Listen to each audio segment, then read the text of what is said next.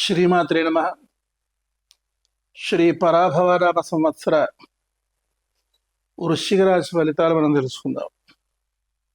ఈ సంవత్సరం వీరికి ఆదాయం 11, వ్యయం 5, రాజపూజ్యం 2, అవమానం 6గా చెప్పబడుతోంది.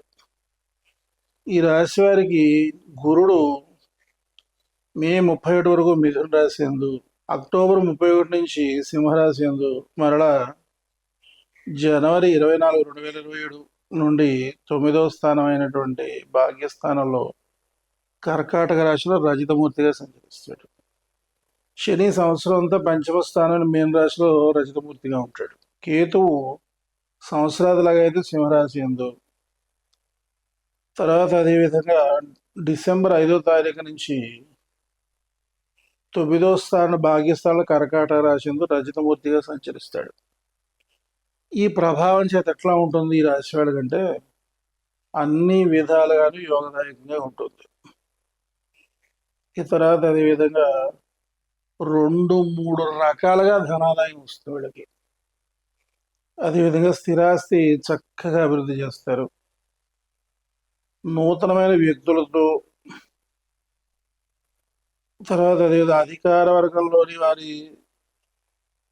వారితో స్నేహ లాభాలు ఉంటాయి. కొత్త వారు పరిచయం అవుతారు. అధికారుల తాలూకు వారు కూడా పరిచయం అయ్యి వాళ్ళ నుంచి మరి చక్కగా ఆర్థికపరమైన సహాయ సహకారాలు లభిస్తాయి.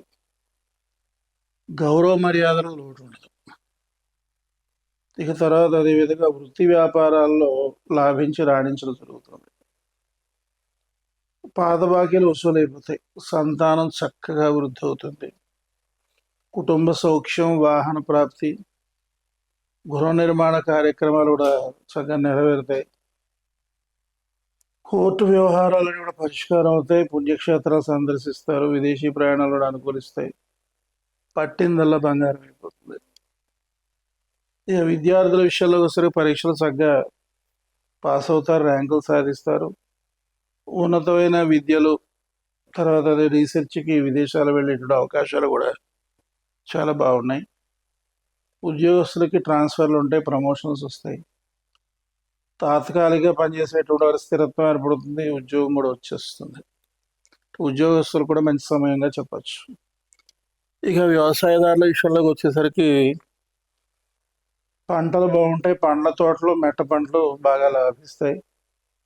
రుణాలు కూడా కొంత తీర్చుకుని కాస్త ఊరట చెందుతారు.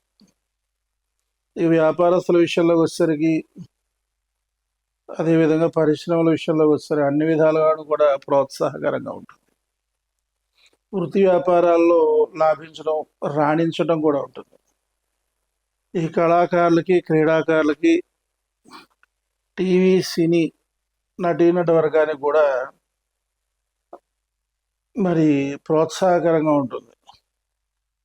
ప్రత్యేకంగా సినీ నిర్మాతలకు విశేషమైన లాభాలు ఉంటాయి. ఇక కాంట్రాక్టర్లకి పనులు చురుగ్గా సాగుతాయి. పెద్ద కాంట్రాక్టులు లభ్యం అవుతాయి. ఆదాయం చక్కగా అభివృద్ధి చెందుతుంది.